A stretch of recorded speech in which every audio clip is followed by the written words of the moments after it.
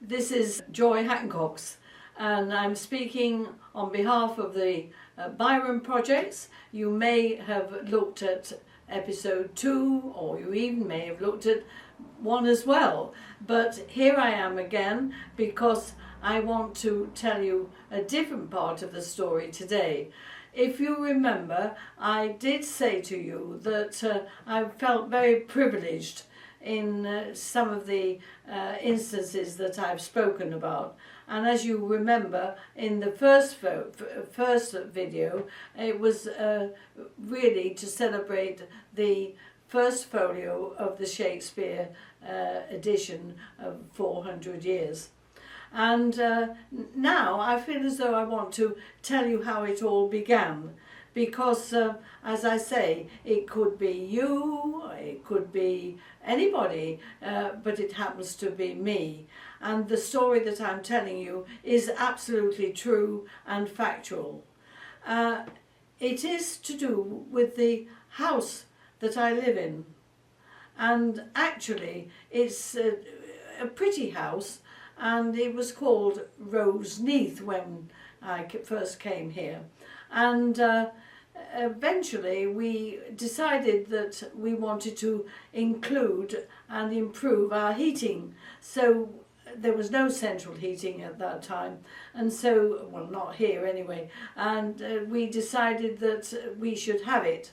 And so we were going to have solid fuel. And the engineers came, and we were able to, he wanted to know all about the structure and how old the house was, as is usual. And we said it was 1923.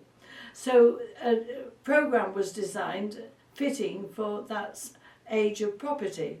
And one day when they were here, and not long after they'd started actually, engineers had to be under the floorboards installing pipes, and one of them came up and looked absolutely surprised and said, "Did you know that you've got stone steps under here going to a bricked up wall? Did you know that?" Well, we didn't know at all. Didn't know, hadn't got a clue. It was the first that I'd heard about it. Now, it being me, I didn't know whether we could talk about it, because what followed thereafter, we had to look into the whole structure of the walls, because the flues, for instance, instead of being 1923, they were Elizabethan flues, we discovered. And there was, in fact, adjacent to the flues, a priest hole where the priests used to hide in Elizabethan times. And we hadn't got a clue. So what happened was that they had to redesign everything and put in metal besters flues that they fitted in the outback of Canada. That's what we had in our 1923 house. And during the investigations, because I didn't know whether I could talk about it to anybody or whether we should keep quiet about it, but really I have an insatiable curiosity, and so I wanted to know what had been here before. And we discovered, or I discovered really, that it was the estate farmhouse, the home farm to an estate, the Clues estate, which was situated really on the brink of the centre of Manchester. But really, I have to say, there were really, I almost am reluctant to say it because it sounds so dramatic. There was a story of tunnels going from the house here to the centre of Manchester. And I didn't know whether to believe it or not. Didn't talk about it. Thought it was a bit Enid Blytonish. And then decided to investigate it through the local papers. Didn't say where it was, of course, but asked whether there were known tunnels in the north of Manchester. And dozens and dozens and dozens of people replied. I didn't expect such a response, actually, and the local paper concerned, neither did they either, and they wanted to write an article about how it was that I wanted to find out about whether there were tunnels in the north of Manchester anyway. And I said that I would need to investigate all the letters that had been sent to the paper, and I would look at them all first. And no, I didn't want to do an article until I'd investigated them all. And it seems that though there was some substance in the story of the tunnel here that had been told to me.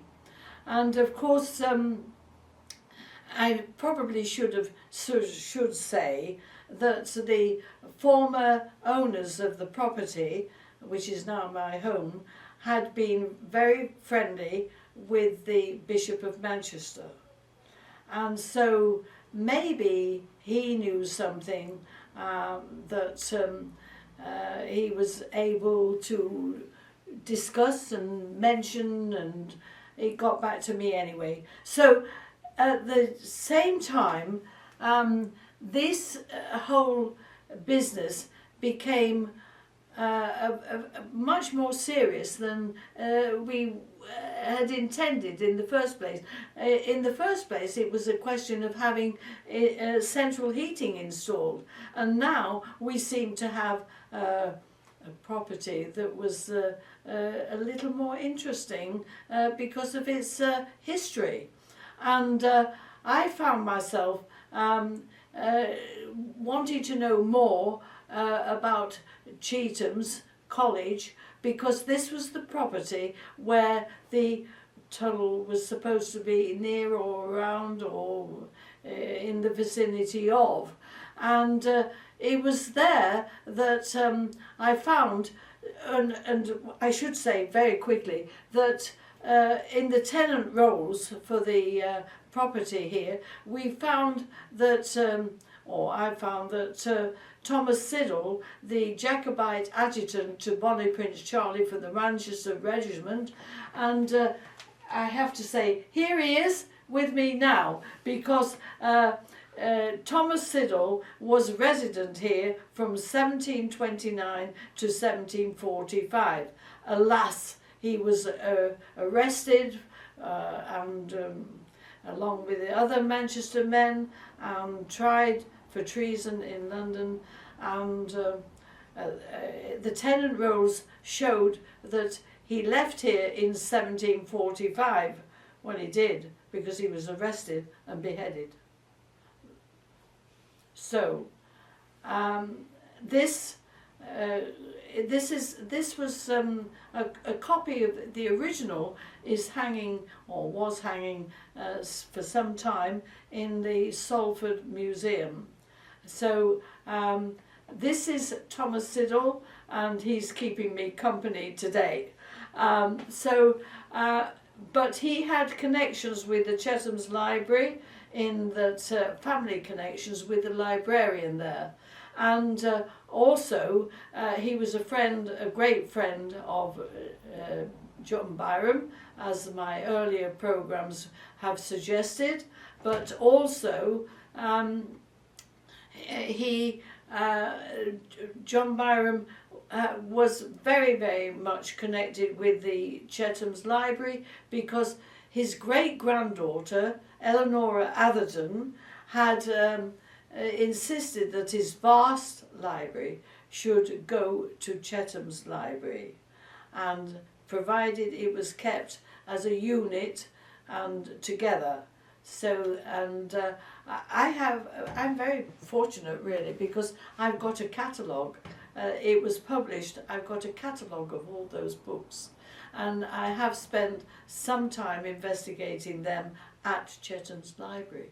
So I've got, now the interesting thing is that apart from all this, this is another strange, well, it's not a coincidence, but I found that John Dee had been resident in this same building when he was appointed warden to the Collegiate Church in 1595. And he was there for 9 years, and as the warden to the Collegiate Church, as I've just said, but now we call it Manchester Cathedral. But he lived there with his family for 9 years, and it was during his 9 years there that he wasn't very popular actually as with the Mancunians, and I think it's probably to do with his rather strange scientific approach to knowledge that he knew about that others didn't. People don't, they tend to be a little bit suspicious of people who know things that they don't. And so I understand John Dee's reluctance himself to say that he was happy here in Manchester. But he did leave here to go and be part of the design of the New Globe Theatre, which was being erected in London in 1599. That was the first Globe. And so I obviously was very interested in the fact that he was here in Manchester, because I had 516 drawings still in my custody at that time, and I was still learning about them. So John Dee and his residence in Manchester was very, very, very important to me. Now, I said that he had his family with him. His eldest son was called Arthur Dee. Now, those that have watched my previous videos may recall, or I'm saying it again now, Arthur Dee, John Dee's eldest son, was the physician to Charles I from 1637 to the execution of Charles I himself, which was in 1649. Now, that's a number of years, and Arthur Dee was a physician, and his father was, in my opinion, a medical man of some standing. I feel that his popularity with Elizabeth I as Queen of England, and he, John Dee, chose and selected her coronation day, and she asked him to go abroad and seek a remedy for an illness that she was suffering. Now, she wouldn't have done that unless she knew him very, very well. And so I had studied very carefully John Dee's relationship with Queen Elizabeth, and was very interested, of course, in the fact that his son became the physician for some years to Charles I. Now, this is an unusual consideration, I think. Well, I think it's a considerable, it was curious to me, because I became very interested in Arthur Dee, and I have to say that in John Dee's own personal diaries, right at the beginning in 1579, Arthur Dee was christened, and his godparents were included in the entry of John Dee's diary. And he had, his godmother was somebody called Blanche Parry. And I thought, what an interesting name. Who was she then? And I always look into who these people are that have acquired some position of standing with people like John Dee. And what did I find? That Blanche Parry came from the Tinton area. I decided that I would look into who the people were who were the celebrated godparents of the celebrated John Dee's eldest son. And what did I find? That she was the niece of another Blanche Herbert, her name was, Blanche Herbert, but she was Lady Troy. And as soon as I saw that, I thought, oh, these people are from Tinton area. And what did I find? That the aunt, Blanche Parry's aunt, was married to an illegitimate son of the first Earl of Pembroke, and they lived at Troy House in just outside Tinton, and the church there, I visited it. I was privileged enough to be taken there and to be taken inside, and they had in the north altar area of the church a marble replica of the Last Supper of Jesus Christ, and it was there.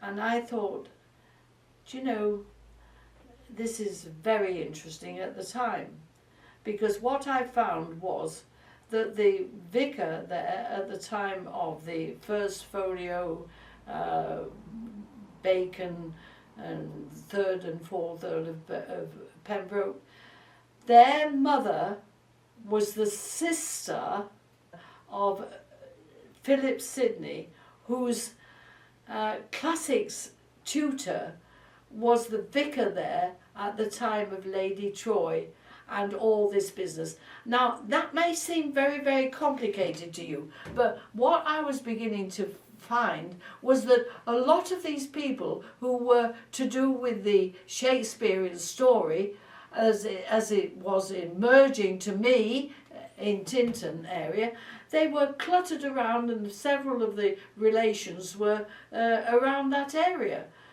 And that is one of the reasons why I was beginning to think that Tinton held a special place in the story of Shakespeare. Now, I know that may seem a little bit removed, but can we go back now to Blanche Parry? Because apparently she and her aunt became on the nursery staff of Princess Elizabeth before she became Queen of England, and her brother Edward, who died young, and also this Blanche Parry, when I looked into her, she remained close to and the companion to Queen Elizabeth, even when she was in prison, and right through her life until she was 82. Blanche Parry was 82. And she was the person that was closest to Queen Elizabeth all through her life. She died in 1590, and Queen Elizabeth I paid for her funeral, and I made a study of this lady, and she was the custodian of Queen Elizabeth's jewellery, her costumes. He made appointments for her. She was there with Elizabeth when she was imprisoned. Queen Elizabeth, when she was princess and in her late teens, early 20s, she was sent to prison because they thought that she was against her sister Mary, or half-sister Mary, having an interest in politics and whatever. So this Blanche Parry must have known everything about the Queen Elizabeth. She must have known about Bacon. She must have known all the intimacies. She must have known about the relationship with Robert Leicester, and everything to do with her. So this gave my work a different flavour altogether, because I am very interested in Queen Elizabeth I and her possible relationships, and her, certainly, as you know, we've discussed, and I did discuss, the painting, the allegorical painting in the first video. And now we have Blanche Parry, who was a companion until she died aged 82, as I say, and she was blind. She went blind. But she was devoted to the Queen, and the Queen was devoted to her. Now, to me, what one has to think about is she died in 1590 in February, and John Dee and his family had been in Europe for 6 years, and they returned from the continent in November 1589. So Blanche Parry died 3 months after they returned from Europe. And one wonders, Arthur Dee would have been 10, 11, and this was his godmother. And with the relationship of Arthur Dee with King Charles I, and then, well, this is all before that happening, but really speaking, one has to question the intimacy with which the Queen discussed certain things with Blanche Parry. I mean, she wasn't necessarily in good health for part of her life, as we know. And here she was. Now, Blanche Parry, I have to tell you, was a cousin of John Dee. I discovered that. Now, and he says that in his diary, in his own diary. Now, this means that my whole research program took on a different level.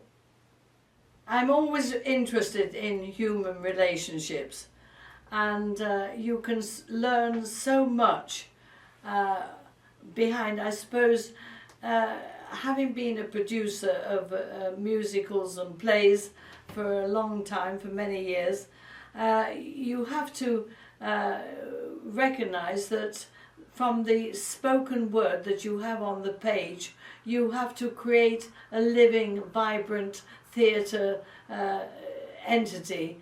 And that's what theatre producers are doing all the time.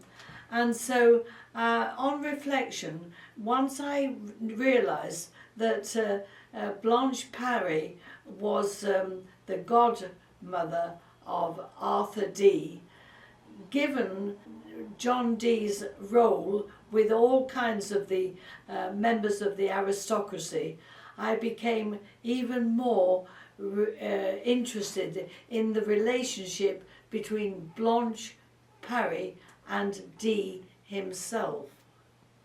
But before I go into that, I need to return us to the Chetham's Library, and the fact that Tom Siddle had been a resident and a rental resident of this property. And I managed to I have to speak about this before I return to Blanche Parry and John Dee. I was very, very interested in the fact that Tom Siddle was well, all of them were executed for their role in the Jacobite cause. And I did manage to find a letter that was published which said, if that was sent to the Secretary of State when he was in prison, and it said, if Tom Siddle was questioned, he knows enough to save 20 such heads as his own. Now, I knew that he was a family man, and I knew that his wife was expecting another child. And so I followed up this whole business of the letter that had been sent to the people responsible for him in prison. And what I learnt was that he didn't supply any information. In other words, he was loyal to the cause and he was executed. And I made a vow to myself, because I thought, this man, his wife was expecting another child, and he could have saved himself, and he didn't. And his loyalty cost him his life. And so I was determined to find out what the secret was that he knew. So this became part of my ongoing researches. I got various strands here that I was looking into, and we'll go back now to Blanche Parry. Now, as we know, as I've explained to you, the library at Chetham's was very, very, very, very special. It had some of the most unique documents of all kinds in its for which they were responsible. And I had acquired a diary, a published diary of John Dee's memoirs. He'd kept a record of what he'd been doing over the years, and there are various publications that have been published to do with connections and various levels in his life. And I managed to get a copy of an editor's version of John Dee's diary, a collected one, which was excellent and very responsible, and it was published by Edward Fenton, and it wasn't published until 1998. Well, I'd been working on my researches for years before that, but I was very grateful to have this copy, because he had managed to decode a lot of the symbolism in John Dee's diaries, which had been kept out of earlier versions of reported events in his life.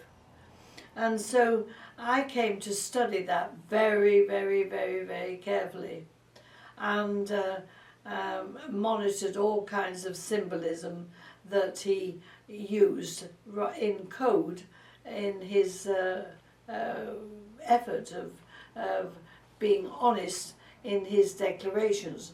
And the fact of the matter was that I learned a tremendous amount from Edward Fenton. I studied it intimately, and I do applaud his publication. Now, at the same time, I came to know about something is really, really, really, really special. I came to learn of a man by the name of John Edlington Bailey, who was a resident in Manchester and who was extremely interested in the time that John Dee was in Manchester, and for those 9 years. And what I came to learn was that he had studied intimately his residence and his being in Manchester for those 9 years. And he himself decided to go to the Bodleian Library, where John Dee's original manuscripts were that Edward Fenton had used. And what happened was that this John Edlington Bailey decided to publish his findings of the diary, but he only, for whatever reason, he only had 20 copies produced and published. And what happens from time to time, and this is modern technology, or call it what you will, it's the inquisitive nature of man and woman, I suppose. But what happened was that a rare publisher in America decided to take up John Bailey's diary and republish it. And I got a copy of it. I got a copy of that.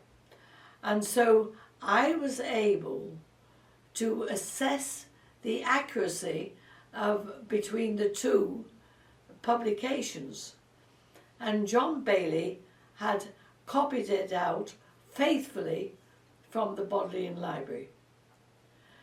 Now, as we know from my earlier videos, the 9th of April had a very significant date in the memoirs of what I chose to record. Francis Bacon created his own demise on the 9th of April 1626. And what happened was, it was quite mesmerising for me, because in this modified diary of Bailey's, the last entry was on the 9th of April 1601.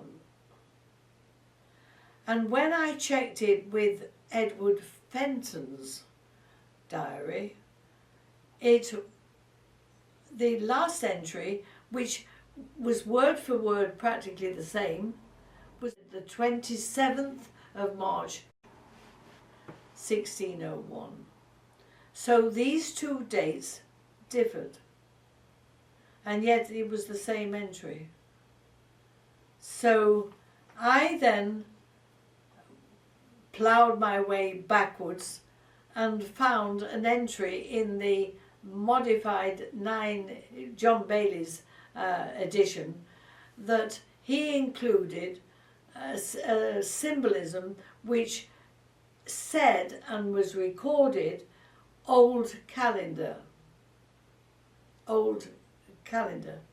Now, that was not included in Edward Fenton's diary, which meant to me, when I really studied it, that Edward Fenton had used a different calendar. He had used the Gregorian calendar, which was changed from the Julian calendar in 1752, and 11 days were dropped in September 1752, and March the 25th in that year became January the 1st. In other words, there was a change in the whole dating system from 1752. Now, the point is that John Dee, I had known, was very, very interested in the calendar, and he had devised a very, very special calendar, which was to include the intended a different calendar, an Elizabethan calendar, and he was wanting to introduce that. Now, I don't think it ever was, but in the Bailey diary, John Dee had used the old calendar and Edward Fenton had used the new calendar. Now, actually, to be absolutely precise, that means that people studying Edward Fenton's diary, as excellent as it was, as excellent as it is, I fully commend it to anybody that's interested in Dee's life.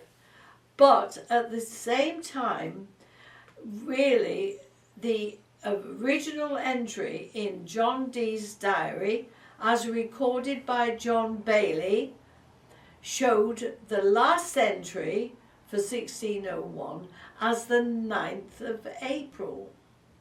Now, this is very, very significant because as it so happened that the 9th of April, as we know, has got all kinds of commemorative uses, and I've mentioned some of them in my earlier videos. In my last book, The Messenger, I mentioned an awful lot more. And at the same time, strangely enough, when I looked into that last date of entry and what John Dee was doing, he had the son, his son, Theodorus, who had been born when he was abroad in 1588, on the 28th of February, this child, Theodorus, was born.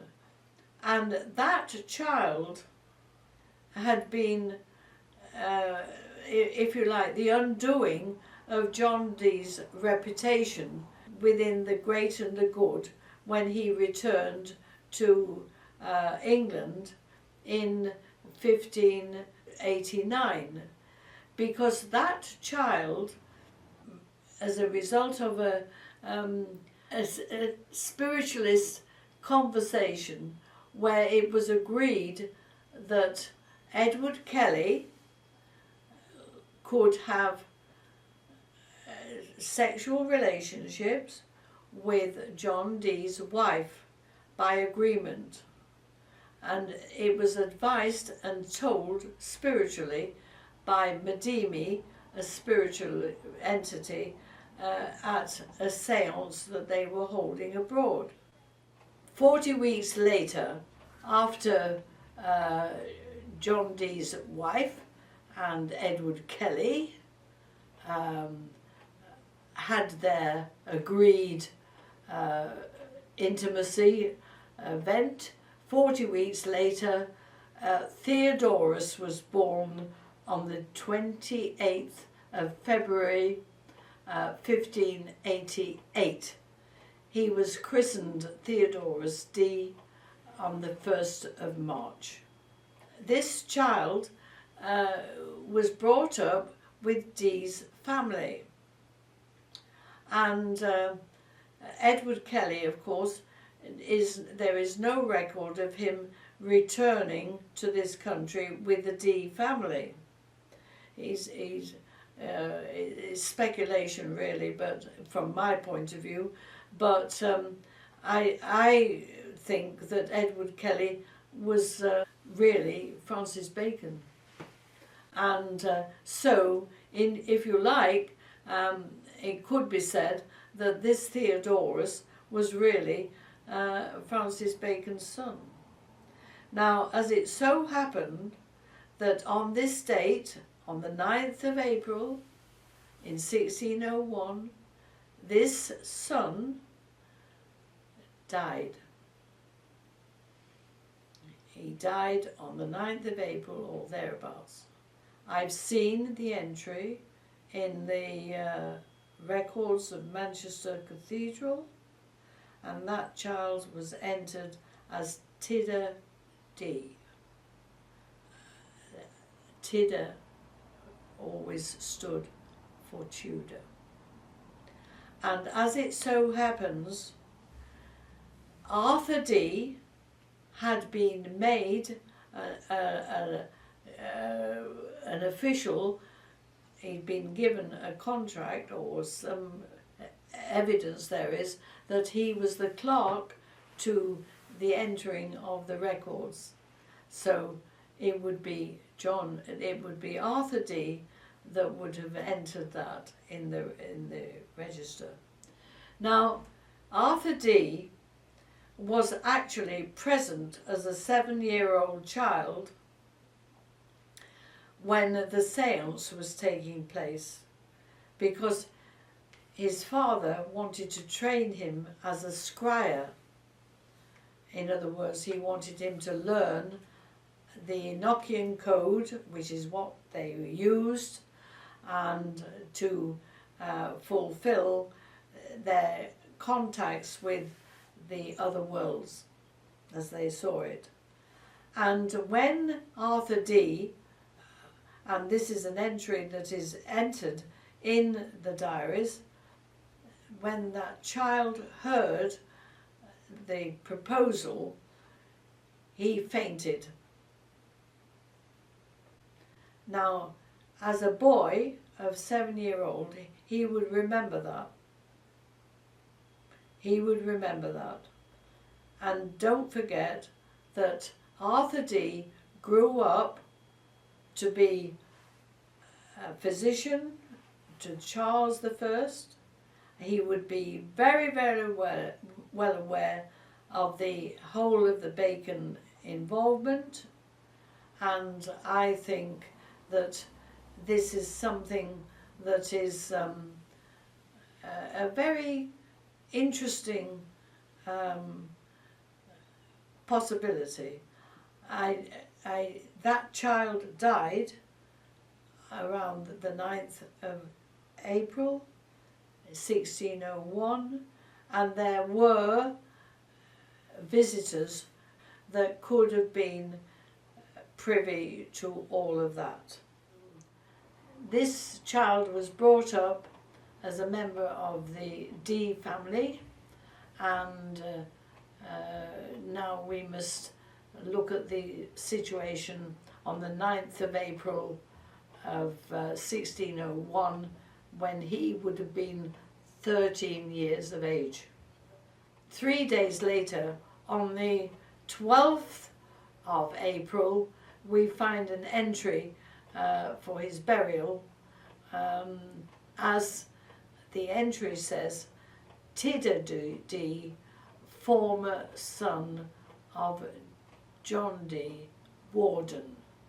Now, I found the use of the word former quite interesting, because is that suggesting that he was in the custodianship of John D? Why should the word former be used? And really, Arthur D had been appointed a clerk to his father as warden, and would have been responsible for the entries in that entry in the Collegiate Church, now Manchester Cathedral. So there is a bit of a question mark about this entry. I find it quite disturbing that Tidder D, as he was entered in the funeral records, should die around the 9th of April. I say the 9th of April because the entry in the funeral records was on the 12th, and so he must have died twixt 9th of April and the 12th of April.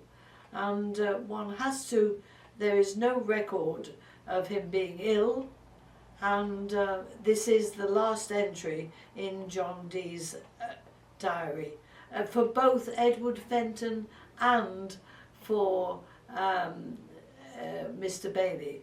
Now, there are odd additional entries here and there, but for the main diary proper, that's the last date. One has to, as a researcher, stick to the detail, and the details do matter. I'm speaking now a little bit about how John Dee wrote to the headmaster of the Westminster School about his son. And I think I found this note. It's not generally available. Well, I don't think it is. I hadn't seen it before. But there it was as a note in Mr. Bailey's book. So I'm going to actually read it to you as it is in the note of the book. John Dee wrote to Mr. Camden that the youth, that's Arthur, was of exceeding great and haughty mind, and naturally ready to revenge rashly. Now, I found that very disturbing. Revenge rashly. What does that mean when a father writes that about his son, his 13-year-old son? That sounds to me as though he was a typical, if you like, teenager, as we think of them, but perhaps with a bit of a temper or a bit of a hothead. That is, and then one wonders whether or not the effects of his childhood, witnessing all kinds of grown-up incidents, whether this didn't have a permanent effect on his development.